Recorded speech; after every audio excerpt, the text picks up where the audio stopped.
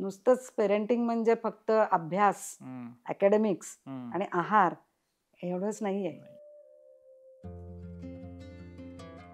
तर हे medical parenting म्हणजे खरं तर काय असतं हे आम्हाला सांगा. पालकांना वाटतं की गर्भसंस्कार केले की झालं, पुढचं सगळं तयार. असं नसतं. मुलं बिचारी खरोखरी आई वडील त्यांचे देव असतात. तेव्हा ते जे आनंदाने करताना बघतील सातत्याने, त्या घराचे वळण असतं. आता पूर्वीच्या काळी अगदी घरामध्ये आजी आजोबा असायचे, काही ठिकाणी अजूनही असतात. तर आता बदलत्या काळानुसार आजी आजोबांची भूमिका कशी असावी असं वाटतं? बऱ्याचदा आम्ही टोचाटोची पण करतो.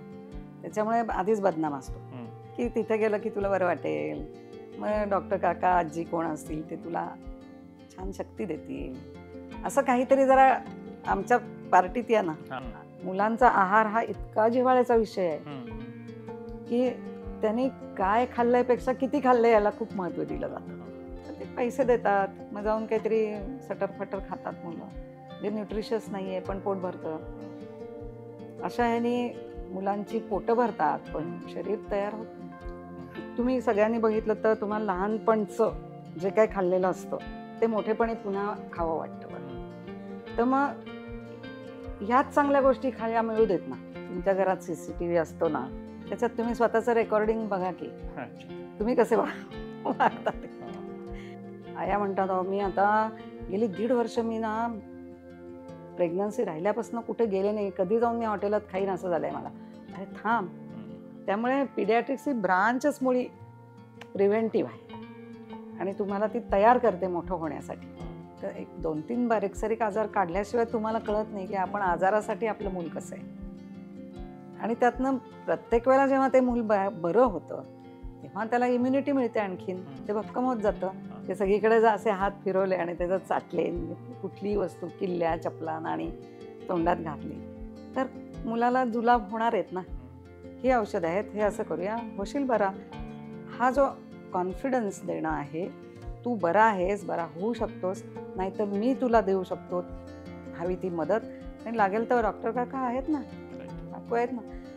हा जो एकूण आता म्हणलं तसा विषय हँडल करण्याचा एक अप्रोच आहे, तो होणं गरजेचं आहे. शिवाय शेवटी या सगळ्यात तुम्हाला तुमचं मूल कळतं, म्हणजे KYC, नो युअर चाइल्ड.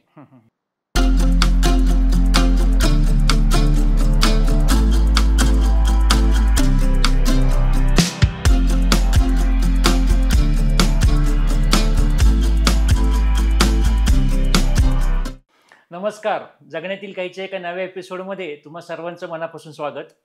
आजचा आपला एपिसोड हा खूप मजेशीर असणार आहे. मजेशीर ह्या कारणासाठी की हा एपिसोड आपला लहान मुलांची काळजी जी आपण घेतो, पेरेंटिंग ज्याला आपण म्हणतो, त्या विषयावर एपिसोड आहे. मजेशीर ह्यासाठी की हा एपिसोडसाठी आम्ही तयारी अशी खास काहीच केलेली नव्हती. याचं कारण असं होतं की ह्या गप्पांमधून ह्या विषयामध्ये ज्या गोष्टी आपल्याला सुचत जातील, त्या गोष्टींवरती आपल्याला वाटेल की हा विषय जास्त महत्त्वाचा आहे, त्या विषयावर आज आम्ही गप्पा मारू असं आमचं ठरलं होतं. यामध्ये माझं क्रेडिट कुठेच नाही आहे, कारण ह्यामध्ये माझा अभ्यास शून्य आहे. पण आपण ज्यांच्याशी बोलणार आहोत तो विषय, त्या ज्या व्यक्ती आपल्याकडे आज आलेल्या आहेत त्या तो इतका सहज सोपा गप्प्यांच्या मार्गातून आपल्याला सांगणार आहेत की आपल्याला नक्कीच आपल्या कुठल्याही टप्प्यावरच्या पेरेंटिंगसाठी ह्या सर्व टिप्स नक्कीच उपयोगी पडतील.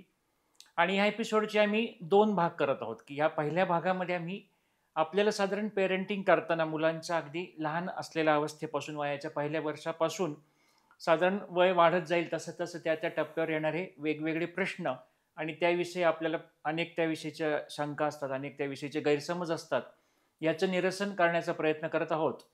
आणि पुढचा भाग जो असेल तो एक्सक्लुझिव्हली आपल्या टीनेजर मुलांसोबतचा आपला होत जाणारा नात्यामधील बदल याविषयी आपण बोलणार आहोत. कारण हा अतिशय मोठा एक आयरनीवरचा आजकाल प्रश्न असतो की मुलांचं एकदा 12-13 वर्षाची मुलं आपली व्हायला लागली की त्यांच्यातील आपला शारीरिक बदल हा आपण मान्य केलेला एक घटक असतो, पण त्यांच्यामध्ये होणारे स्वभावातील बदल, त्यांची होणारी चिडचिड आणि त्यामुळे आपल्या आधीच्या नात्यामध्ये येणारा काही अंश होणारा विसंवाद, ह्याचं काय करायचं हा एक फार मोठा प्रश्न आजकाल अनेक पालकांना असतो. तर त्यावर देखील आपण पुढच्या भागामध्ये बोलणार आहोत. डॉक्टर ज्योत्स्ना पडळकर ह्या आमच्या टीचर, म्हणजे BJ मेडिकलमध्ये आम्ही शिकत असताना मॅडम आम्हाला पेडियाट्रिक्स शिकवायला होत्या आणि आज अनेक वर्षानंतर, साधारण 25 एक वर्षानंतर आज आमची भेट होऊन आम्ही त्या विषयावर बोलत आहोत.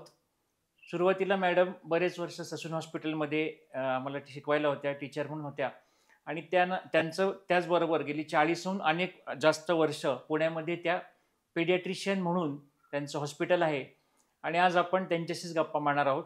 रेग्युलर पेडियाट्रिक प्रॅक्टिस व्यतिरिक्त त्यांची अनेक पुस्तकं ह्यावरती प्रकाशित झालेली आहेत. आणि त्यातीलच काही 1-2 पुस्तकांचं आपण त्याविषयी सेपरेट तुम्हाला फोटो सांगू.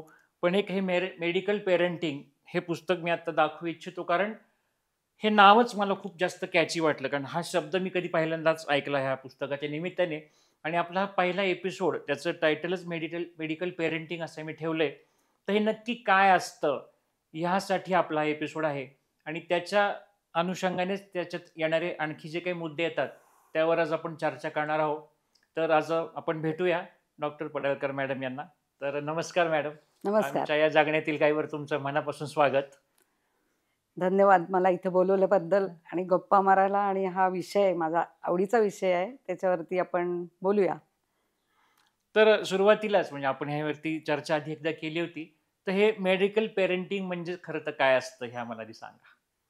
चांगलं आहे, कारण पेरेंटिंग हा विषय आता गुळगुळीत झाला. कारण पालकत्व आता मागच्या पिढीपासून खूप लोकांनी ऐकलं. पहिल्यांदा त्याचा बाऊ वाटला, नंतर मग त्यांनी त्याच्यात इंटरेस्ट घेतला आणि मग ते खरंच पालकत्व जरा सिरियसली करू लागले. पण त्यांना त्याच्या बरोबरीने हा विषय हा मेडिकल अँगलमधनं कायमच त्याच्या पार्श्वभूमीवर मेडिकल इश्यूज आहेत हे बाजूला नाहीच करता येत.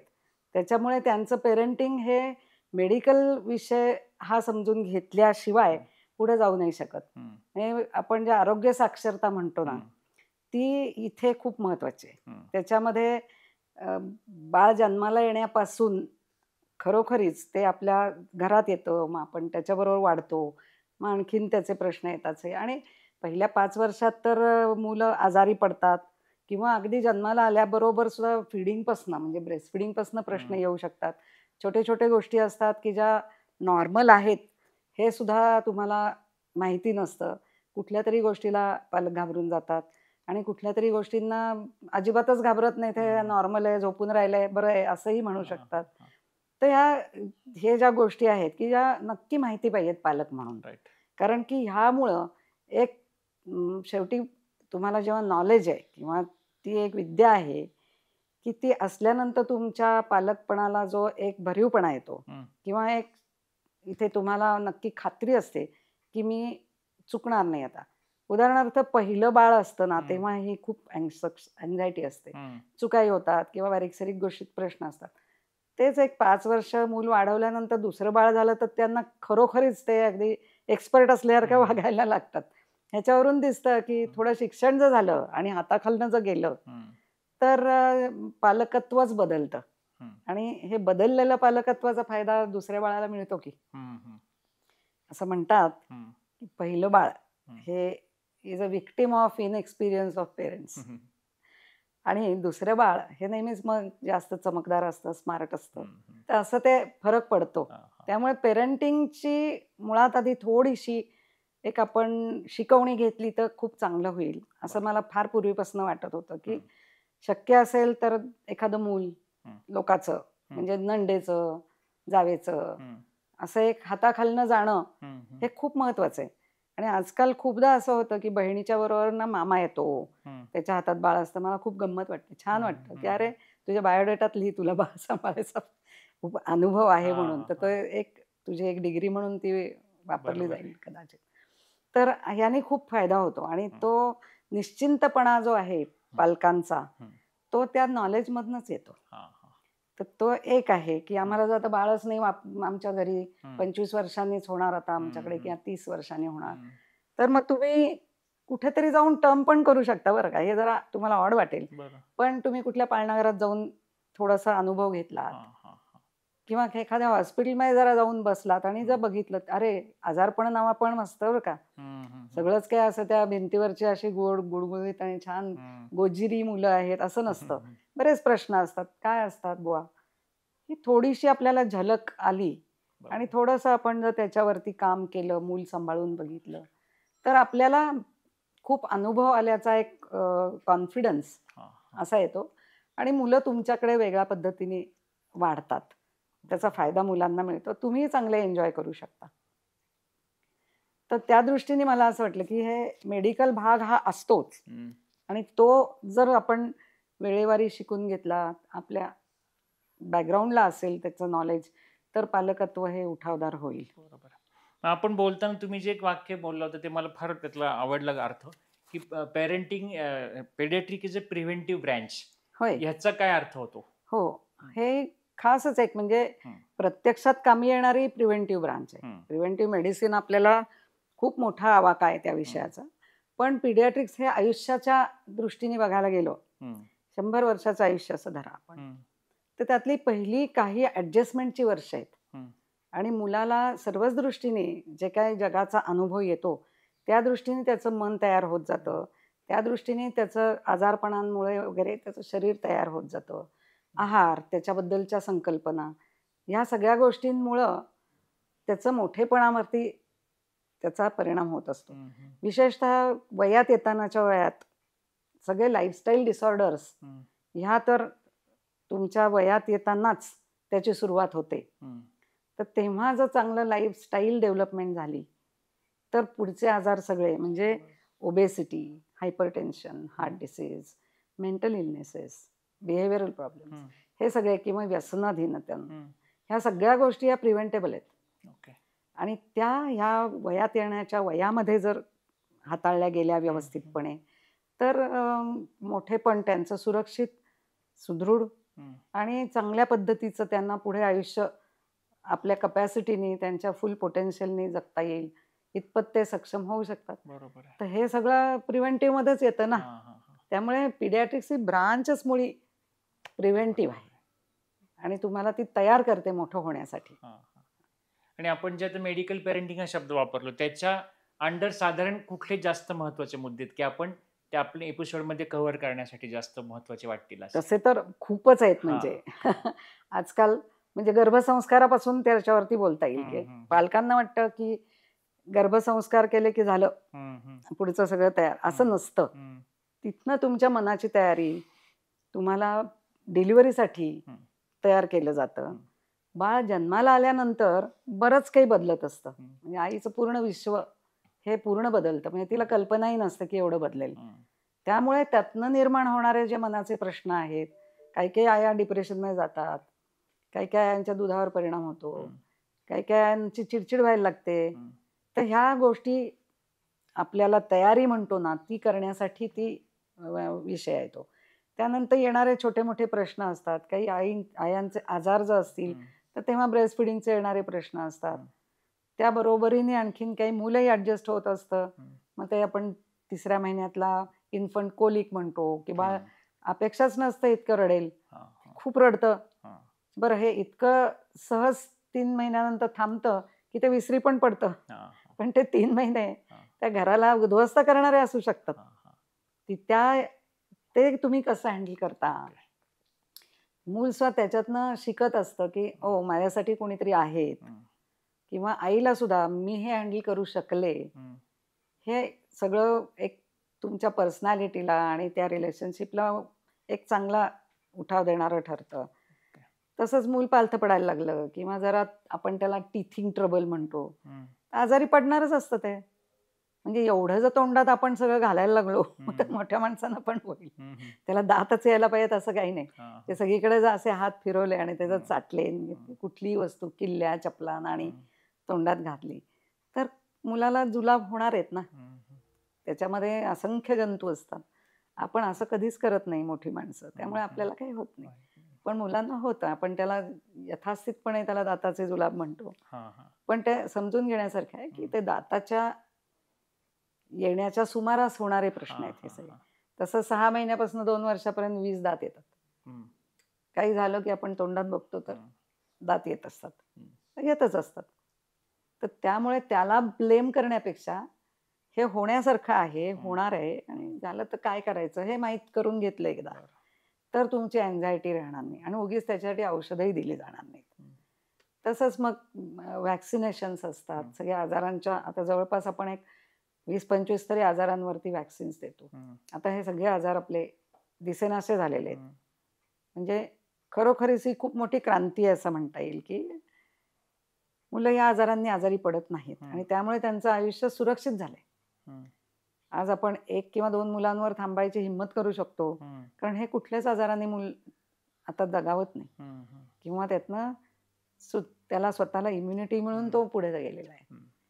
तर ह्या गोष्टी एक त्या मेडिकल पेरेंटिंग मध्येच येतात. तर एका पॉझिटिव्ह किंवा काय लसी आहेत त्याच्यातनं आपल्याला काय पदरात पडतं, काय नाही पडत, त्याला पुन्हा बूस्टर डोस घ्यायला लागतो का, ही कधी संपते इम्युनिटी, हे सगळं समजून घेणं हे पण मेडिकल पेरेंटिंगचाच भाग आहे. पुढे मुलाला खाऊ घालताना येतं. प्रत्येकाला मुलांनी खाल्लं पाहिजे. मुलांचा आहार हा इतका जिव्हाळ्याचा विषय आहे की त्यांनी काय खाल्ल्यापेक्षा किती खाल्लंय याला खूप महत्व दिलं जातं आणि ते आई ठरवते बरं का किंवा आजी ठरवते आणि एवढं खाल्लं पाहिजे आणि ते त्यांना असं वाटतं की ताटात घेतलेलं सगळं संपवलं पाहिजे. तर ताटात किती घ्यायचं आणि काय घ्यायचं ह्याचं शिक्षण व्हायला पाहिजे आणि ह्याच्यासाठी ते त्याला मेडिकल अँगल जो आहे ना तो महत्वाचा आहे की आपण आता केव्हाच त्या चाइल्डहुड ओबेसिटी आता प्रिव्हेंट करायचे दिवस आहेत. आपण खूप एक्सेसमध्ये खातोय किंवा असंतुलित आहार खातोय आणि खूप मुलं आता आपली लठ्ठ होत आहेत. त्याचे दुष्परिणाम दिसणार आहेत. हे टाळता येण्यासाठी त्याचा एक पुन्हा रिव्हिजिट करायला पाहिजे हा विषय. कारण पूर्वी मागच्या पिढीतल्या आयांनी किंवा त्याच्या मागच्या पिढीतल्या भारतातल्या लोकांनी अन्नान्न दशा पाहिली आहे. लोक दुष्काळामध्ये गेलेले आहेत. असं असताना आपल्याला आता हरित क्रांती झाली, दुग्ध क्रांती झाली आणि सगळ्यांच्याकडे पैसे भरपूर आता. फार काही तसं बघितलं करोनात आपल्याला की किती कमी पैशात आपल्याला पोटभर आहार मिळतो हे बघितलं. तर हे आणि बैठी जीवनशैली खेळत नाहीत आता कोणी.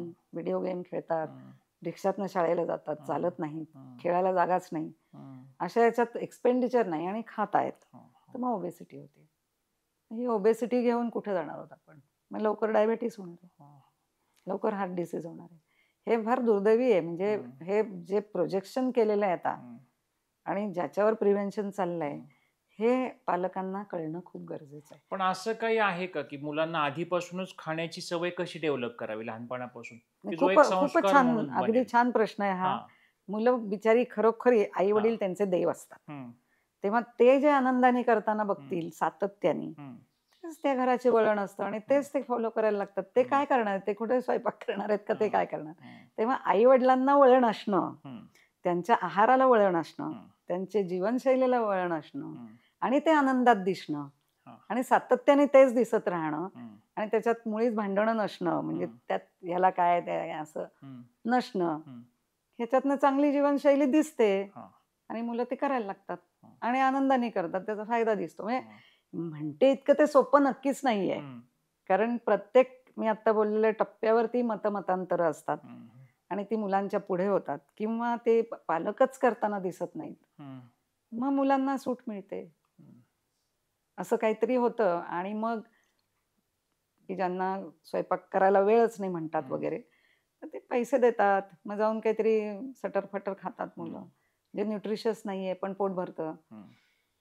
अशा ह्यानी मुलांची पोटं भरतात पण शरीर तयार होत नाही आणि ते धोकादायक आहे. त्याच्यामध्ये वापरलेले जे असंतुलित आहार आहे त्याच्यामुळे मुलं जाड होत आहेत. कारण कॅलरी इंटेक भरपूर होतो, कॅलरीज जास्त झाल्या की शेवटी त्याचं फॅट होणं, फॅट झालं की त्याचं पुढे काय व्हायचं सांगितलं.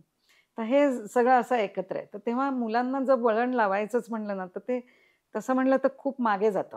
म्हणजे आम्ही नेहमी सांगतो लोकांना की चांगला आहार म्हणजे कुठला, तर तो बेचव असेल, तो महाग असेल आणि तो करायला वेळ पण लागेल, पण तो उत्तम आहे हे तुम्ही जाणून घ्या आणि हे प्रिव्हेन्शन आहे. तर तुम्ही सातत्याने केलं तर त्याची चव मुलांना लागतेच लागते. त्यांना ऑप्शनच देऊ नका ना तुम्ही. वेगळे चवीचे ऑप्शन जे इकडे तिकडे पॅकेटमध्ये दिसतात, चुरचुर पिशव्या असतात आणि ते खूप स्वस्तात मिळतात, त्याच्यात काही ना काही गोष्टी अशा आहेत की ज्याने त्याच्याकडे पुन्हा पुन्हा ते खावं वाटतं आपल्याला. आणि मग याच्यात आता हा विषय इतका गुळगुळीत झालाय की ते खाऊ नका, पण मग ते टाळता कसं येईल? का तो एक मूल साधारण 2-2.5 वर्षाचं झालं की त्यांचे बर्थडे पार्ट्या सुरू होतात. म्हणजे मी साधारण शहरीच बोलते असं नाही, खेड्याचं हे चालतं. आणि हॅपी बर्थडेच होतो सगळ्यांचा, त्यांना केकच लागतो, तेव्हा त्याच्याबरोबर वेफर्सच लागतात किंवा आणखीन काही. तर हे असे वर्गातल्या 50 मुलांचे जर होणार असतील तर तुम्ही किती वेळा केक खाताय बघा. आणि म्हणजे तो सगळा विचार होणं खूप गरजेचं आहे. किंवा आता शाळेने स्वीट्स आणू नका म्हणून सांगितलं जरी तरी असे जे सोशलायझेशनचे इव्हेंट्स आहेत त्याच्यातनं ते मिळतच राहतंय मुलांना. आणि मग एका बाजूला आपण अगदी 1 वर्षापर्यंत त्याला साखर घातली नाही, मीठ घातलं नाही, इतकं जपलंय, ते मूल अचानक इतके स्वीट्स खायला लागतं. हे हे कुठंतरी हाताबाहेर गेल्याचं लक्षण आहे की तुमचीच पकड सुटली मग त्याच्यावरची. आणि ही मग ते अवघड आहे पुन्हा मागे आणणं बरं का. ते साखरेचं व्यसनच आहे ते. किंवा या पदार्थात तुम्ही तो एकदा टोमॅटो सॉस खायला लागलात ना की तुम्हाला टोमॅटो सॉस लागतोच लागतो. अशा काही काही गोष्टी आहेत की ज्याचं ना खाण्याचं पण ते एका पद्धतीचं व्यसन लागतं. ते कसं चांगल्याचं लागेल हे बघणं गरजेचं आहे. ते अशक्य नाहीच आहे, थोडं अवघड आहे, पण ठरवलं तर शक्यच आहे. आपण जर स्वतःवर बंधनं घालून घेतली आणि ती चौकट आनंदाने गेली. आपण बघा कुठेही हॉटेलमध्ये गेलो किंवा कुठेही गेलो आणि असं दुसऱ्या ठिकाणी काय खातायत लोक, तर तिथे काहीतरी असं खाताना आनंद दिसतो. पण म्हणतो हे काय खातायत ते मला खाऊन बघायला. मुलंही तेच म्हणतं की आई बाबा या इतक्या आनंदाने काय खातायत, मला बघू दे बरं खाऊन. असं करून ते ट्राय करायला बघतं. तेव्हा तुम्ही जर म्हणलं आणि ते जर उचलून धरलं की काय मस्त आहे हे, हेल्दी चॉईसेस आपण जर हां, आपल्यात हेल्दी चॉईसेस आपण थोडेसे मार्केट केले पाहिजेत. सातत्याने त्याच्यावरती आपला आनंद व्यक्त केला पाहिजे. तर मुलांना त्याची वर्थ कळेल. मग त्यांना भाजी आणायला घेऊन जाऊ शकतो आपण. मग त्याला म्हणू शकतो तुला कुठली भाजी पाहिजे, ही ग्रीन पाहिजे का, ही रेड पाहिजे का, अमुक तमुक. मग आज तू म्हणशील तसं आहे बरं का, मग नंतर बाबा म्हणेल तसं आहे बरं का, मग आज तू चिरायला ये. असं काहीतरी म्हणजे तुम्ही त्यात इन्व्हॉल्वमेंट की मी मोड आणायला काहीतरी ठेवलंय आता, त्याला मोड आले का, कसे येतात मोड, हे बघ काल एवढा होता आज एवढा मोठा झाला. असं ती एक डेव्हलपमेंट असते. मग त्याला हे हा मूग, हा मसूर, हा मटकी, हे तुझ्या मित्रांना माहित नाही तुला माहिती असं. म्हणजे त्याच्यात प्राईड, म्हणजे त्याला आनंदापेक्षा असं मला काहीतरी वेगळं माहिती आहे, मला काहीतरी वेगळं करता येतं, मी काकडी चिरू शकतो, मी सँडविच बनवू शकतो, मी आईच्या बरोबर बसून तिला पोळीचं कणकीचा लाटी करून देऊ शकतो वगैरे. असं काहीतरी त्यात इन्व्हॉल्व करत राहिलात ना तर तुमचं बॉन्डिंगही होतं, ह्याच्यामध्ये तुमचा चांगला वेळ जातो आणि मूल चांगलं शिकतं पण त्याच्यातनं. ओके, तर हे असं होत राहिलं ना तर ती चव तुम्ही सगळ्यांनी बघितलं तर तुम्हाला लहानपणचं जे काय खाल्लेलं असतं ते मोठेपणी पुन्हा खावं वाटतं बरं. तर मग ह्याच चांगल्या गोष्टी खायला मिळू देत ना, तर मग आपल्याला पुन्हा त्याला त्याच आठवणी होऊन मला त्या शिकल्या पाहिजेत, मी त्या करेन. आता इथून पुढे तर मुलांना जेव्हा घराच्या बाहेर पडतील, पोरं सगळी बाहेर शिकणार आहेत, बाहेर फिरणार आहेत, जगभर जातील, त्यांना स्वतःचं खाणं करता आलं पाहिजे की. तर त्यांना अचानक आपण असं जर बाहेर सोडलं आणि खिशातनं पैसे सोडले तर असंच खाणार ते, मग हेच होणार आहे. तर हे आहार हा तर खूप मोठा विषय आहे आणि ह्याच्यात करण्यासारखं खूप आहे.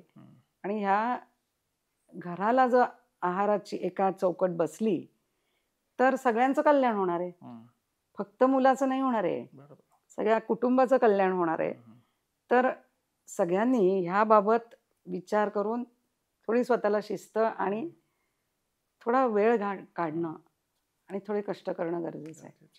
हेच प्रिव्हेन्शनला ना थोडं कष्ट असतात, त्याला काय पर्याय नाहीये. त्यातला दुसरा एक आता भाग होता आहाराबरोबर, दुसरा एक महत्वाचं मुलांची झोप. आणि त्या झोपेचं किती गरज आहे, ह्याचं काय टाइम टेबल कसं असलं पाहिजे? झोप सुद्धा आपण सगळ्या याच्यातनं ऐकतो की भरपूर झोप मिळायला पाहिजे, मोठ्यांना सुद्धा मिळायला पाहिजे. झोपेचं कसं आहे की मेंदू ती मेकअप करतो कशाने तरी, म्हणजे मग जेव्हा तो खरंच थकतो तेव्हा झोपीत जातात, हं. किंवा त्याच्या आधीची स्टेज म्हणजे इनअटेंटिव्ह असतात, मग ते थकलेले असतात. हं. म्हणजे काय, तर त्यांच्या जेवढी ग्रास्प पॉवर आहे ती पूर्ण वापरली जात नाही. हं. आणि ज्या गोष्टीसाठी तुम्ही त्यांना शाळेत पाठवताय किंवा काही करताय, त्याचे शिक्षण अपुरं राहतं ना. मग हं. ते जर तिथे लक्ष हवं असेल मुलाचं, तर त्याची झोप पुरी व्हायला पाहिजे. हं. मग आता तुम्हाला सकाळची जर शाळा असेल, आता त्यांनी आता शाळेची वेळही बदलून टाकली म्हणतात, हं. पण तरी सुद्धा मला काय वाटतं की आपलं बॉडी क्लॉक आहे ना, ते सकाळी सूर्योदयाबरोबर चालू होतं, तेव्हा आपण डोळे उघडलेले पाहिजेत. हं. तर तो सर्कॅडियन रिदम सेट होतो. तर घराने पण सगळं, आता हे तुम्हाला वाटेल की हे फारच तुम्ही काय म्हणतात, मागच्या पठडीतले आहात हं. तुम्ही हं. वगैरे, पण ही खरी गोष्ट आहे ना. आपल्याला रात्री जागायला लागतंय, वर्क फ्रॉम होम आहे वगैरे, सगळं ठीक आहे. पण मुलांना त्याची सवय, कसं आहे, मुलांना तुमच्याजवळ झोपायचं असतं. हं. तर तेव्हा तुम्ही जो म्हणलात की माझं काम चाललंय किंवा मला टीव्ही बघायचं किंवा मी काहीतरी, मी आता रिकामा नाहीये, मी झोपू शकत नाही तुझ्याबरोबर. मग ते घर चालूच असतं, हं. दिवे चालू आहेत, हं. टीव्ही चालू आहे, आवाज चालू आहे. मग मूल झोपत नाही. हं. उशिरा झोपलं तर उशिरा उठणार. हं. असं ते साहजिक आहे. मग काय करता येईल? मग एक शिस्त म्हणून एक रिच्युअल ठरवून जेवण झाल्यानंतर फलाणं एक सर्वांचा फॅमिली टाईम काहीतरी केला, काहीतरी स्तोत्रबित्र म्हटलं, काहीतरी गोष्ट सांगितली, हसलात, खिदळलात, आनंदात. कोणी मुसमुसत झोपायचं नाही, रागावारागे मस्ती असं नाही, मस्ती पण नको. काहीतरी एकत्र बसा, एकमेकांचे पाय चोळा, पाठीवरनं हात फिरवा, गप्पा गोष्टी करा, खिदळा, काहीतरी विनोद, जेणेकरून तुम्ही टेन्शन फ्री असाल. आणि डोळे मिटून पडा, झोप आली नाही तरी. आवाज बंद करा, दिवे घालवा, ॲज इफ घर झोपलं. स्वयंपाकघर बंद, दुकान बंद, असं करा. आणि मग बाळ झोपलं, मूल झोपलं, मग उठून तुम्ही तुमची कामं करा ना, काय करायचे ते. कारण तुमचे काम करायचेच दिवस आहेत, बरोबर आहे. आणि तुमचे काय डेडलाईन आहेत, फलाण आहे, सगळं करा ना. पण तुम्हाला मुलांना जर स्लीप सायकल एस्टॅब्लिश करायची असेल, तर रिच्युअल करायला पाहिजे.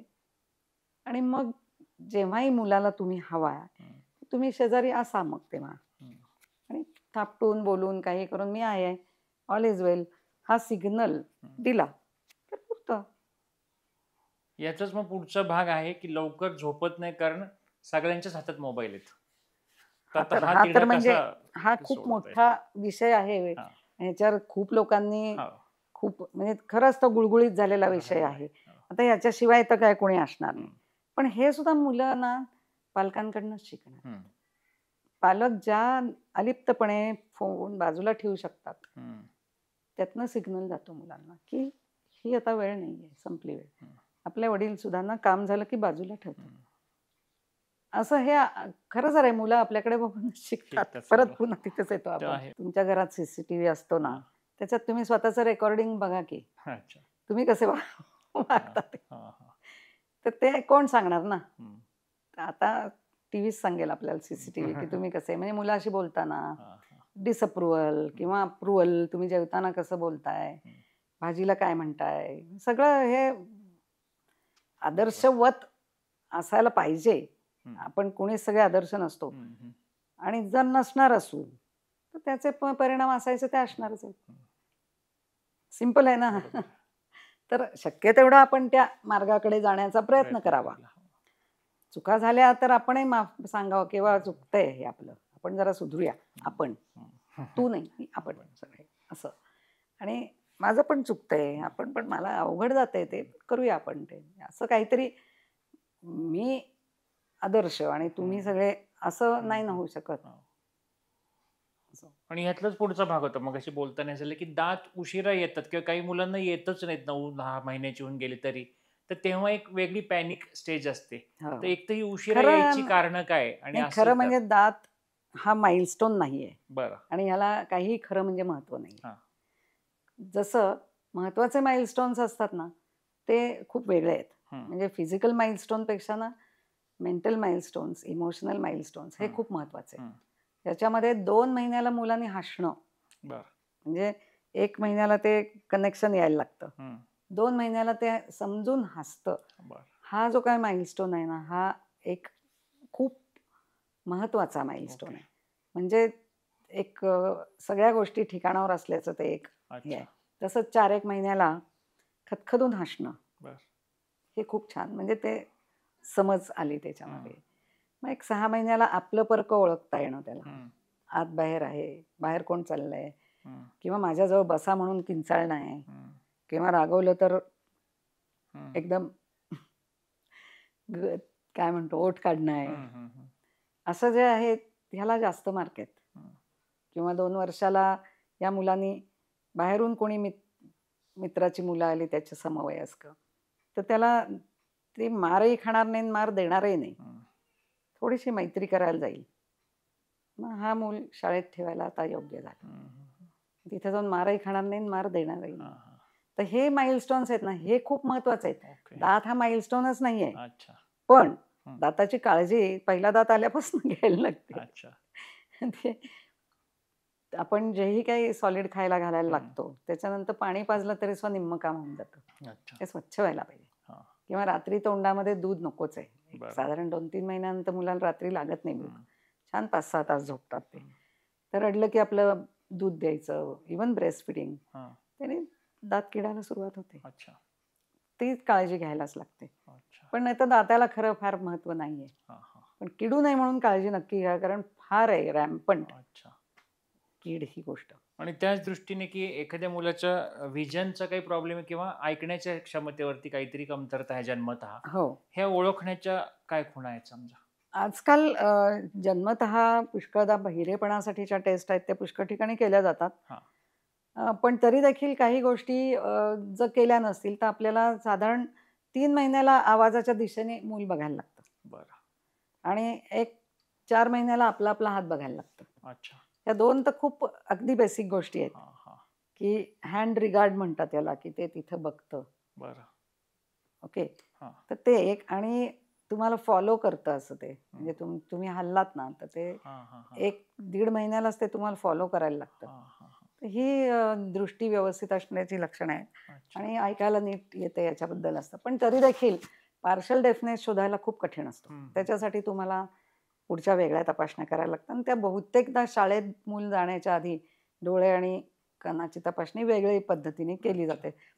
म्हणजे कसं की त्याला फळ्यावरचं दिसेल, समजेल, किंवा आता लिहिणं सुरू होत आहे तर ती दृष्टी व्यवस्थित, असं या गोष्टींसाठी आवश्यक जे सेन्सेस आहेत की कानाने ऐकू येणं आणि डोळ्यांनी दिसणं, याबरोबर आपण म्हणलं की मेंटल एक स्टॅबिलिटी आणि मेंटल ग्रोथ, इमोशनल ग्रोथ हे आलं तर मूल शाळेत जायला रेडीनेस आहे त्याचा. आता हे तेव्हा बघितलं जातं. आणि मी पुस्तक तुमचं पाहताना त्यात बरेच असे मुद्दे होते. एक महत्वाच्या विषयावर मी थांबलो की मुलांचा आजारपण हा जो विषय आहे, तर त्यामधल्या येणारे वेगवेगळे टप्पे, तर ते कसे त्या पद्धतीत थोडक्यात सांगता येईल की कसं पालकांनी ते कसं हँडल करायला शिकायला हवं? थोडक्यात सांगायला बघते कारण विषय खूप मोठा आहे, पण मी तरी अगदी छोटा करून सांगायला बघते की मुळात आधी मूल नव्या जगात येत आहे. या जगात जीवजंतू पण आहेत, त्यांनाही जगायचंच आहे. ह्युमन पॅथोजन म्हणतात ना, त्यांना ह्युमनच लागतो ना, त्याच्यातच ते जगणार असतात. तर तेव्हा सगळ्यात जे व्हल्नरेबल म्हणजे नाजूक असे जे कोणी असतील, म्हणजे कोण म्हातारी माणसं आणि मुलं, ह्यांनाच ते आजार होणार आहेत. तर आता म्हातारी माणसं जपून राहतात, ते आपल्या आपल्या बेडवर असतात, फार गर्दीत जात नाहीत, जपून असतात, हात स्वच्छ असतात, त्यांना चांगली सवय लागलेली असते व्यवस्थित, त्यामुळे ते प्रोटेक्टेड राहतात. त्यातून जर त्यांना काही बाकीचे आजार असतील, डायबेटीस तर ते जास्त व्हल्नरेबल होतात. पण मुलं मुळातच व्हल्नरेबल आहेत ना, त्यांना अजून सगळ्या जगाच्या सगळ्या गोष्टींची ओळख व्हायची. तसं तर पहिल्या 3 महिन्यात पोटात सुद्धा मित्रजंतू तयार व्हायला 3-1 महिने तरी लागतात. तेव्हा ते तुमच्या नवीन आलेल्या जंतूंच्या विरुद्ध काम करायला लागतात. तर हे कॉलनायझेशन म्हणतो आपण, हे खूप महत्वाचं आहे. कारण आपल्याबरोबर काही कमेन्सल्स म्हणजे मित्रजंतू असतात, ते आपल्याला या सगळ्यापासून लांब राहायला मदत करतात. प्लस तुमची नवीन तयार झालेली इम्युनिटी आहे, ती मदत करत असते. आणि आता जे आजार येत आहेत ते पुष्कळसे व्हायरल इलनेसेस असतात, ज्याला अमुक तमुक असे काही रामबाण उपाय नसतो, पण ते होणार असतात. आता मूल शाळेत जायला लागलं, एका मुलाला झालं तर दुसऱ्या मुलाला 15 मुलांना होणारच असतं. तर या दृष्टीने फार काही प्रिव्हेन्शन करता येत नाही. जे प्रिव्हेंटेबल आहेत त्याची व्हॅक्सिन्स वेळच्या वेळेला द्या नक्की, पण म्हणून सगळे प्रिव्हेंटिव्ह होतील का तर नाही. इव्हन फ्लू व्हॅक्सिन दिलं म्हणून त्याला कॉमन कोल्ड होणार नाही असं नाहीच आहे, होणारच आहे. नेहमीची येतो मग पावसाळ्याप्रमाणे जे काय व्हायचं ते होणार. साधारणपणे गावाला जाऊन आलात, नवीन शाळेत गेलात, नवीन काही कशाचं एक्सपोजर झालं, कुणाच्या तरी संपर्कात आलात, तर अँटिसिपेटच करायला पाहिजे की आता काही होणार का काय. किंवा जातानाच आपल्याला अगदी 6 महिन्याच्या बाळाला घेऊन प्रवास करायला निघाला, गरज आहे का. आया म्हणतात मी आता गेली 1.5 वर्ष मी ना प्रेग्नन्सी राहिल्यापासून कुठे गेले नाही, कधी जाऊन मी हॉटेलात खाईन असं झालंय मला. अरे थांब काय असं गावाला जाते, कुठे माहेरून सासरी येणं हे मॅन्डेटरी आहे, तिथे तुम्ही थोडी रिस्कही घेता, पण तेव्हा बाळ अंगावरही पित असतं बरेचदा, त्यामुळे ते पुष्कळदा वाचतं. पण असंच कुठेतरी आपण समुद्रकिनारी जातो, कुठेतरी आणखीन हाय अल्टिट्यूडला जातात इकडे तिकडे, तर आपण रिस्क घेतोय आणि हे खरंच गरजेचे आहे का. जसं जसं मूल मोठं होतं तसं तसं त्याची ते फायटिंग पॉवर वाढते, इम्युनिटी वाढते, त्याला आनंदही मिळायला लागतो तुमच्या कंपनीचा, बाहेर बघण्याचा. मग तुम्ही असा गार्डेड कॅल्क्युलेटेड रिस्क घेऊन जाणं वेगळं आहे, पण अदरवाईज आजार थोडे अँटिसिपेट केले आणि त्यात तयारीत राहिलं तर आपण एकदम फार हैराण होणार नाही. आणि मग आम्ही म्हणतो तसं की तुम्हाला होम मॉनिटरिंग एक आलं पाहिजे की आपलं मूल आजारी आहे का, कितपत आहे, घरच्या घरी होण्यासारखं आहे का डॉक्टरांकडे जायची गरज आहे, इतकंच नव्हे तर पुढे ऍडमिट करण्याची गरज आहे का, आत्ता जाऊ का उद्या जाऊ का पुढच्या व्हिजिटला गेल्यानंतर चालेल. हे जे आहे हे समजून घेणं, याच्याबद्दलची माहिती असणं आणि त्याप्रमाणे आपण पालक म्हणून वागणं हे मेडिकल पेरेंटिंग आहे आजाराच्या बाबतीमध्ये. आणि किरकोळ आजार ज्या टाळता येण्यासारखे नाहीच आहेत ते एक इम्युनायझेशनच आहे, म्हणजे एक प्रकारचं लसीकरण आहे असं जर धरलं सर्वच प्रकाराची, म्हणजे मानसिक, भावनिक, पालकत्वाचं सुद्धा लसीकरणच म्हणायचं. कारण तुम्ही मुलाबरोबर बसताना 5-6 दिवस ते 2 दिवस आजारी मूल सांभाळता, त्याच्याबरोबर बसता, तुम्ही त्याला आधार देता, त्याला समजतं की मला जेव्हा खूप गरज होती तेव्हा आई वडील माझ्याजवळ बसले, भावंड म्हणा कोणी आहे, या सगळ्या ह्याच्यातनं ते एक बॉन्डिंग तयार होत असतं, सहनशक्ती तयार होत असते, औषध घेण्याची प्रॅक्टिस होते, आजाराकडे बघण्याचा दृष्टिकोन असतोय, पालक सुद्धा त्याला म्हणत असतात होशील बरा. हे जो मला बरं आपोआप वाटणार आहे ह्याची एक हमी आपले पालक देत आहेत, ही खूप महत्वाची गोष्ट आहे. या मुलाला मूल शिकतं की आजारी पडलं तरी बरं होत असतं बरं का, होऊ शकतो मी. तसंच पालकांना हेही माहीत पाहिजे की आपण ह्युमन बॉडी जरी एक मशीन आहे असं म्हटलं तरी सुद्धा हे मशीन असं मशीन आहे की खूपच कॉम्प्लेक्स आहे ते, पण कुठलंही मशीन जे आहे आजूबाजूचं हे आपणहून नाही ना दुरुस्त होत. इथे आपण झोपलो तरी उद्या बरेच होऊ शकतो, तर ही आपल्या अंगात ताकद आहे ह्याचा विसर पडून नाही चालत. आणि तो स्वतःही घ्या अनुभव, तो मुलांना पास ऑन करा, तर मुलांचं आजाराकडे बघण्याचा दृष्टिकोन हा खूप हेल्दी राहील, विवळत बसणार नाहीत ते जास्त. आणि मगाशी आपण बोलताना तुम्ही जे म्हणाला की डॉक्टरांकडे मुलांना, लहान मुलांच्या डॉक्टरांकडे घेऊन जाताना ते मुलांना आम्ही पुष्कळ प्रयत्न करतो सगळं रंगीत संगीत आणि गोड करायचा, पण आम्ही किती वेळ असतो, थोडा वेळ असतो, बऱ्याचदा आम्ही टोचाटोची पण करतो, त्याच्यामुळे आधीच बदनाम असतो. पण आमची थोडी मार्केटिंग करायला पाहिजे ना तुम्ही घरी की तिथे गेलं की तुला बरं वाटेल, मग डॉक्टर काका आजी कोण असतील ते तुला छान शक्ती देतील, असं काहीतरी जरा आमच्या पार्टीत या ना. तुम्ही जेवायला नाही असलं की डॉक्टर काकांना सांगेन ते तुला इथं खाण्याची इंजेक्शन देतील, तिकडे गेल्यानंतर मी सांगतेच त्यांना आज कशाला, आमची प्रतिमा जरा चांगली करा असं वापरू नका मला असा राक्षस म्हणून, असं एक आहे. तर मग चांगलं नातं निर्माण होतं. पण हे तुला सांगते, ही मुलं आहेत ना, आम्ही वॅक्सिन्स देतो, ढिगाने वॅक्सिन्स देतो, आणि साधारण 1-2 वर्षापर्यंत तो खूपच चालतं. तोपर्यंत ते तुमच्या हॉस्पिटलची पायरी चढायला लागले तरी त्यांना कळतं आपण कुठे चाललोय. ते रडणार असतात. देत असतो आम्ही त्यांना, धरूनच देत असतो, देणार असतो. मग त्याच्या पुढे ते तसेच आमचे शत्रू राहतात का? म्हणजे आम्हाला घाबरतात का? तर नाही होत. 2-2.5 वर्षानंतर जेव्हा शाळेत कधी आजारी पडतात, येतात, बरे होतात, तिथून पुढे ते आमचे जे काही मित्र होतात ते तह-हयात होतात. अगदी म्हणजे इतकी खात्रीपूर्वक सांगते तुला हे, की आता जे मोठी मुलं होतात आणि त्यांची मुलं घेऊन येतात, तेव्हा ते म्हणतात की अजूनही आजारी पडलं की तुमचीच आठवण येते. तेव्हा लक्षात येतं की ते नातं जे आहे ते थोडं, आम्ही करतो प्रयत्न तसं तुम्ही पण पालक म्हणून प्रयत्न करायला पाहिजे. तर मुलाला एक आपल्या आईवडिलांशिवाय कोणीतरी आपले तारणहार आहेत, हा एक फील असणं बरोबर गरजेचं आहे. मग जगात कुठेही असले तरी सुद्धा एक तो फील, कुटुंबात, आपल्या कुटुंबाच्या बाहेर आपलं भलं बघणारा, वेळी कधीतरी मदतीला असा आपलं कोणीतरी आहे, हा फील खूप गरजेचा आहे. तो तुम्ही डेव्हलप करायला मदत करा. हा पण मेडिकल पेरेंटिंगचा भाग आहे. बरोबर आहे. आणि फार महत्वाचा मुद्दा वाटला मला, कारण अशा दृष्टीने लहान मुलांच्या डॉक्टरांकडे मुलांनी पाहत मोठं होणं हे नक्कीच एक अगदी चांगलं, आणि त्याचा त्यांना खूप सकारात्मक उपयोग होतो.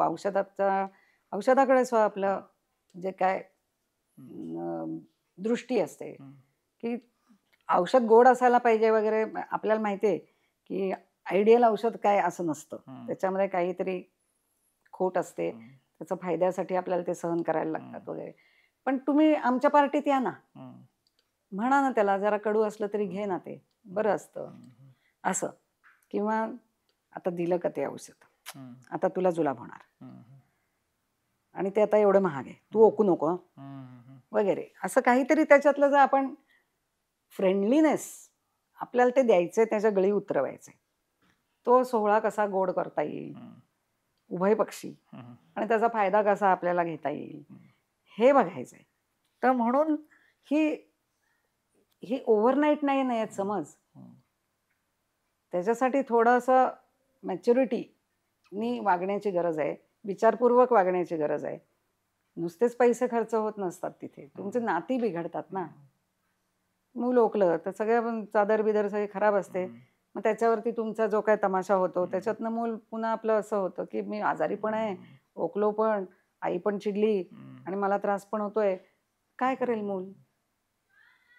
हे असं थोडंसं विचारपूर्वक हँडल करण्याची गरज आहे. तर मुळात आधी अँटिसिपेट केला आजार, तर आपण जरा मॅच्युरिटीने वागू. आता बोलताना आपण जो विषय झाला होता की घरच्यांव्यतिरिक्त डॉक्टर हा एक मुलाला आपलासा वाटला पाहिजे, तसंच आता पूर्वीच्या काळी अगदी घरामध्ये आजी आजोबा असायचे, काही ठिकाणी अजूनही असतात. तर आता बदलत्या काळानुसार आजी आजोबांची भूमिका कशी असावी असं वाटतं? आजी आजोबा घरात असणं याच्यासारखं भाग्य नाही. म्हणजे काही आजी आजोबा अजूनही म्हणजे स्वतः खरं म्हणजे ते जरा काळजीत असतात, कारण नव्या शास्त्रानुसार त्यांचं काही आता फारसं ॲप्लिकेबलही नसतं, किंवा नाही म्हणलं तरी सुना कुठेतरी गुगल वाचून जास्त त्यांच्यापेक्षाही माहितीगार असतात. त्यामुळे त्यांना फार काही बोलणं म्हणजे त्यांना काही से आहे असं वाटत नाही. पण तरी देखील त्यांचा अनुभव आणि त्यांचं अस्तित्व या दोन्ही गोष्टी मुलांसाठी खूप आवश्यक आहेत, आणि मिळालं अगदी खरंच खूप चांगलं आहे. कारण की आजी आजोबांबरोबर वाढलेली मुलं आणि आजी आजोबांशिवाय वाढलेली मुलं यांच्यात खूप फरक पडतो. नाही म्हणलं तरी एक थोडं शिस्तीचं वातावरण हे मिळतं त्यांना. आजी आजोबांच्या मध्ये जेव्हा ही मुलं आजारी, आणि मेडिकल पेरेंटिंगच्या दृष्टीने म्हणाल तर त्यांना सावध करणाऱ्या 2 गोष्टी सांगते. एक म्हणजे ते स्वतः व्हल्नरेबल असतात, तेव्हा आजारी मूल घेऊन तुम्ही झोपू नका. तो आजार त्यांना लागायची दाट शक्यता आहे. तेव्हा तुम्ही घरकाम करायला घ्या, आणि आजी आजोबांनी त्यातनं बाजूला राहा आणि आई वडिलांना मूल सांभाळू दे. हे एक. आणि दुसरं म्हणजे तुझ्या ॲब्सेन्स मध्ये मी काय काय करू, म्हणजे कंट्रोल एकाच्याकडे असू देत. मी नवीन शिकून घेते, तू म्हणशील तसं करते. म्हणजे एकवाक्यता झाली, कंट्रोल तिच्याकडे गेला, जबाबदारी आपल्याला कमी राहिली आणि वी आर म्हणजे तुमची काळजी कमी होते आणि तेवढं केलं की तुम्ही मोकळे होता. तर ही सगळ्यात चांगली सिस्टीम आहे असं मला वाटतं. बरोबर. तर आजी आजोबांना सुद्धा नवीन शास्त्र शिकून घ्यायला काही अवघड नाहीये. थोडंफार शिकून घ्यावं. म्हणजे टेम्परेचर आम्ही सांगतो किंवा कोर टेम्परेचर घ्या, म्हणजे तोंडात घ्या किंवा लहान बाळाचं शीच्या जागी घ्या. आपण नसेल घेतलं पण आता हे नवीन सांगतं शास्त्र तसं घ्या. किंवा पल्स ऑक्सिमीटर तुमच्या काळात कुणाचाच नव्हता, त्याच्याप्रमाणे मोजा. काही त्याच्यात नोंदी ठेवा. छोटं मोठं काहीतरी पथ्याचं करून खायला घ्या. असं सिंपल काही काही गोष्टी आहेत ज्या ते आरामात करू शकतात. आणि म्हटलं तर जबाबदारी आहे, म्हटलं तर लक्ष आहे, म्हटलं तर तुमचा सुपरविजन आहे. त्या आई वडील पण आनंदाने बाजूला काम करू शकतात आणि कोणीतरी घरचं माणूस आजारी मुलाला भक्कम साथ द्यायला आहे. ही खूप चांगली गोष्ट आहे. तर एवढं मला वाटतं की आजी आजोबांनी एवढं केलं तर खूप मदत होईल आणि त्यांनाही होईल. त्यांना पण अकाली जे वृद्ध होतात ना, ते ज्यांच्याकडे नातवंड नसतात ना ते अकाली वृद्ध होतात. मुलं त्यांना भयंकर छान ऍक्टिव्ह ठेवतात. खूप मस्त असतात. तेव्हा हे चांगलं असतं तो डिओ. खूप चांगला, म्हणजे खूप छोट्याशा ह्याच्यामध्ये तुम्ही हा खूप चांगले पॉईंट ह्याच्याविषयी सांगितले. तर बऱ्याचशा गोष्टी ह्यातल्या क्लिअर आपल्या ह्यातनं झाल्या. विषय तर हा फार आवाक्याचा मोठा आहे. पण आता आपण ह्या शेवटाकडे येताना एक टेक अवे मेसेज म्हणून असं काय आपल्याला सांगता येईल मेडिकल पेरेंटिंग या विषयावरती? हा, जसं मी म्हणलं की तुम्ही तयारीत राहा. त्याच्यात आणखीन एक तयारी असते की आर्थिक. आजकाल कुठेही तुम्ही जर दवाखान्यात गेलात आणि जर डॉक्टरांना वाटलं की याला मॉनिटरिंग करायची गरज आहे आणि असं लक्षात आलं की पालक नाही करू शकणार, तर ते तुम्हाला ऍडमिट व्हा असंच म्हणणार. मग ऍडमिट व्हा हे काय सोपं नाहीये. ऍडमिट होण्याच्या मागे त्यांच्या अजिबात चुका नसतात. तिथं प्रोटोकॉल फॉलो करायला लागतात. त्याप्रमाणे जेवढ्या सांगतील तेवढ्या तपासण्या, मग त्याची किंमत वाढत जाते. मग हे ते त्याच्याप्रमाणे औषधं वगैरे आणि मग इन्शुरन्स म्हणतो तसं. या पद्धतीने ते बजेट खूप आहे. आधी एकतर आजारी पडू नये म्हणून साठी काळजी घ्या. तयारीत राहा. घरच्या घरी आम्ही काय करू म्हणून विचारा.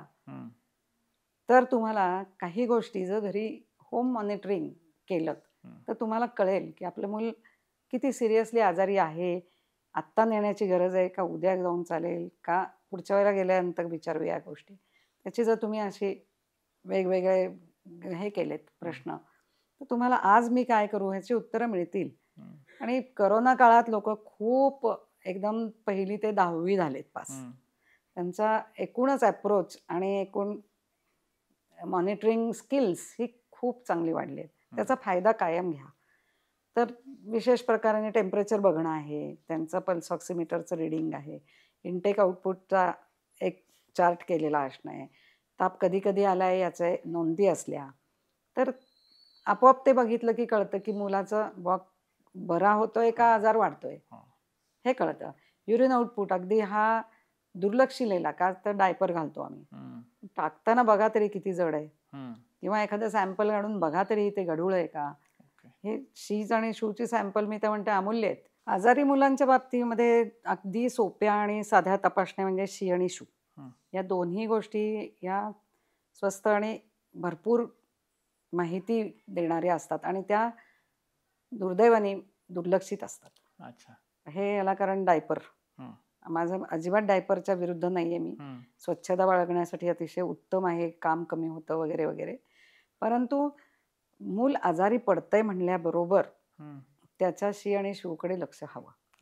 विशेषतः इंटेक त्याचा सफर व्हायला लागला, कमी घेतंय, एक तर तोंडाने भरपूर पाणी आणि साखर मीठ तर द्याच, पण शू भरपूर होते ना आणि पाण्यासारखी स्वच्छ होते ना, याकडे लक्ष पाहिजे. मग तुम्हाला लगेच कळतं की हे डिहायड्रेशन सेटिंग होत आहे.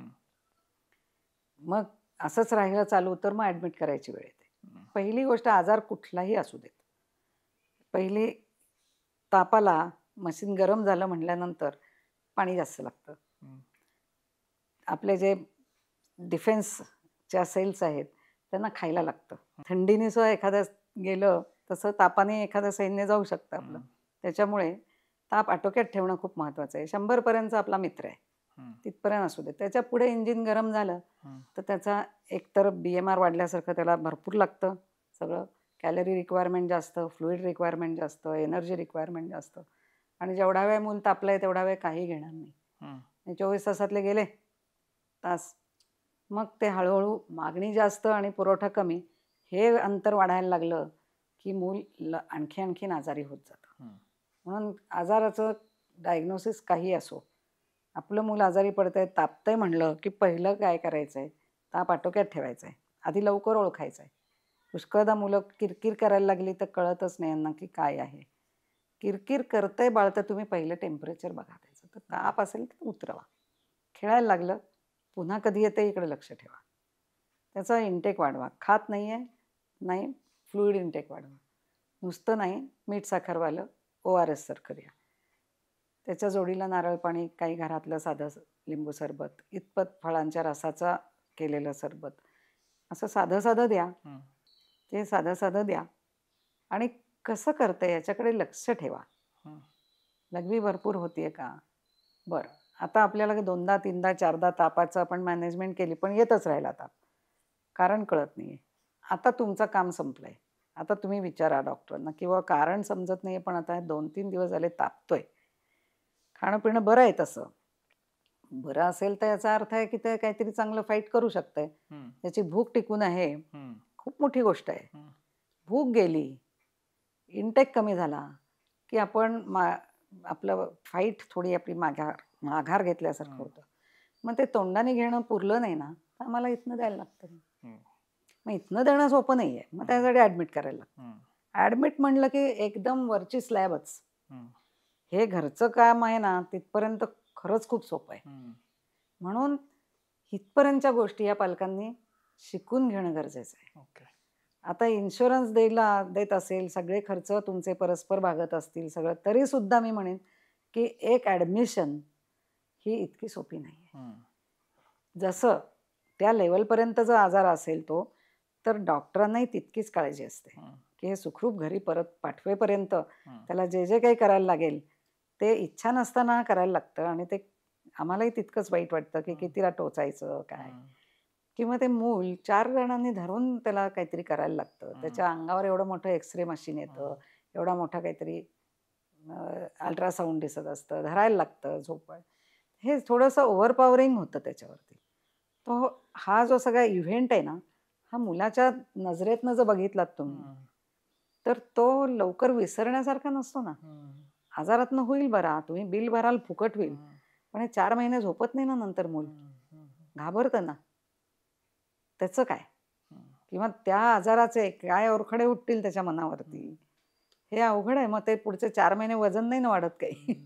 हे शेवटी ते तिथे येतं. म्हणून जर पालकांनी आपली जबाबदारी ओळखून शक्यतो ॲडमिट करायला लागू नये याच्यासाठी काही काम केलं, होम मॉनिटरिंग केलं, कुठेतरी दूर असाल तर तुम्हाला डॉक्टरांशी आपल्याला व्हिडिओ कॉल करता आला पाहिजे. तर त्याच्यात काय डेटा द्याल हे समजून घेतलं तर तुम्हालाही कॉन्फिडन्स येईल, तुमच्या मुलाबरोबरचं वागणं चांगलं राहील, खर्च कमी होईल आणि हा सगळा क्वालिटी टाईम आहे शेवटी. मुलाला कळतं की मी आजारी असताना मला आईने बरं केलं किंवा बाबांनी बरं केलं.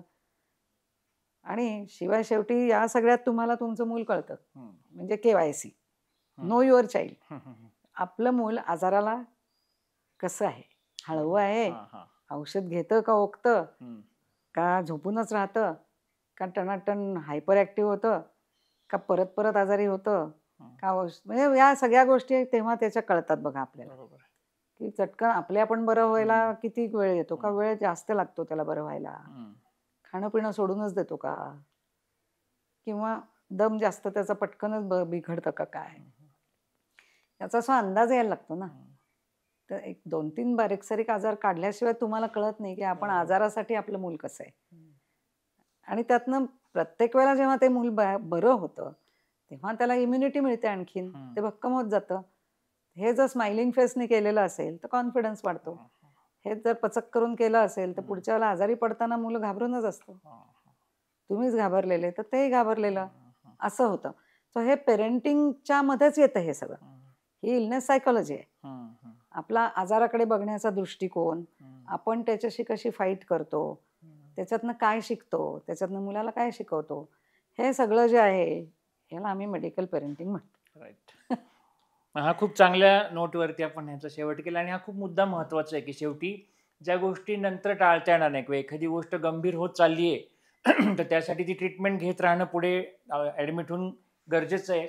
पण आपणही ज्या गोष्टी शिकू शकतो आणि ज्यासाठी वेळ दिला तर ते शिकणं तितकं अवघड नाही. नाहीच आहे. कारण हां. खूप एकदा कळलं ना, तर आता ब्रेथलेस झालेलं मूल आहे, त्याला ब्रॉन्कियल अस्थमासाठी अगदी ऑक्सिजन लागेल आणि IV फ्लुइड लागतील, असं असेल तर तुम्हाला ॲडमिटच करायला पाहिजे. पण त्याच्या आधीच्या गोष्टी आहेत, त्याच्यावरनं ठरणार आहेत मॉनिटरिंग केल्यानंतर की गरज आहे काय, किंवा कन्व्हल्जन्स येणारे असतं, एखाद्याला एपिलेप्सी आहे, तुम्ही घरी काय मॉनिटर कराल हे शिकून घ्या आणि त्याप्रमाणे ते हँडल करा. आज तुमच्या मुलाला 10 वेळा जरी कन्व्हल्जन्स आली तरी पालकांना मुलाला भक्कम आधार देता आला पाहिजे. सो व्हॉट, ही औषध आहेत, हे असं करूया, होशील बरा. हा जो कॉन्फिडन्स देणं आहे, तू बरा आहेस, बरा होऊ शकतोस, नाहीतर मी तुला देऊ शकतो हवी ती मदत, आणि लागेल तर डॉक्टर काका आहेत ना, काकू आहेत ना. हा जो एकूण आता म्हणलं तसा विषय हँडल करण्याचा एक अप्रोच आहे, तो होणं गरजेचं आहे. खरी गोष्ट. म्हणजे आजार तर असतील, अपघात असतील, बारीक सारीक गोष्टी असतील. नुसतंच पेरेंटिंग म्हणजे फक्त अभ्यास, अकॅडमिक्स आणि आहार एवढंच नाही आहे. हे येणारच आहे त्याच्याजवळ. त्यातनं आपल्याला मूल सुदृढ पण पाहिजे, भक्कम पण पाहिजे, आणि वेळ आली तर त्याला त्याच्या आजारातनं स्वतःच्या काय म्हणू कॉन्फिडन्सवरती मॅनेज करता आलं पाहिजे. उलटा हाच धागा पकडून आता आपण पुढच्या एपिसोडमध्ये ह्या वयाच्या पुढच्या टप्प्यावर जेव्हा मुलं येतात की टीनेज हा जो काळ असतो त्याच्याविषयी भेटणार आहोत आणि त्यावर आपण बोलणार आहोत. तर आता आपण हा एपिसोड इथेच संपवत आहोत आणि आमच्या चॅनलतर्फे मनपूर्वक धन्यवाद. धन्यवाद.